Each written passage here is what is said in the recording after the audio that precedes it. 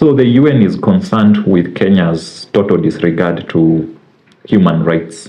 And some of the things that they have discussed include abductions, gender-based violence, femicide, and also enforced disappearances. Like literally, other countries wanatuhimiza we observe human rights. You see, the same way your colleague or estimate can observe that uko na mchezo mwingi and be like, hey brother, imagine unachoma, utafanya tufutwe kazi.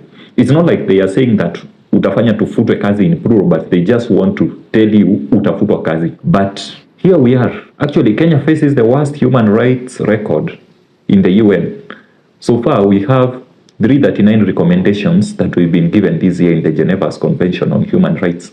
Happens after every 4.5 years.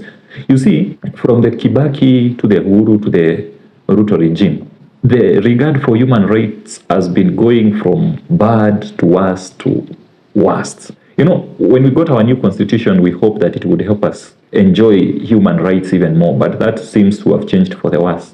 Right now, we have a state that treats high school drama students like criminals. I mean, we just abduct cartoonists because cartoons are so scary that they give us nightmares.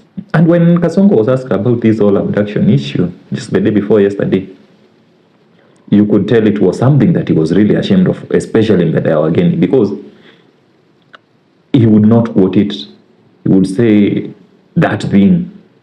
Actually, I think he used the word abduct once. I'll play you the video.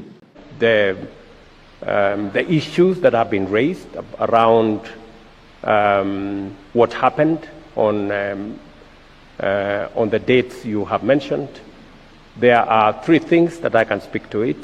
Number one is that there is an accountability mechanism to make sure that well, one of his typical promises was that it won't happen again. You know, we might want to believe him, but trust is like a broken egg. It cannot be repaired. We had this promise before he even took power. But what happened? People ended up being abducted, being killed. So why should we trust you not to abduct us from today? And then my question also goes to him, Andrew.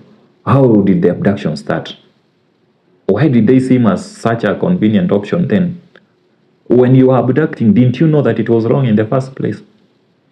And so far, how many people have been charged in relation to these abductions, forced disappearances, those people who killed during the demonstration?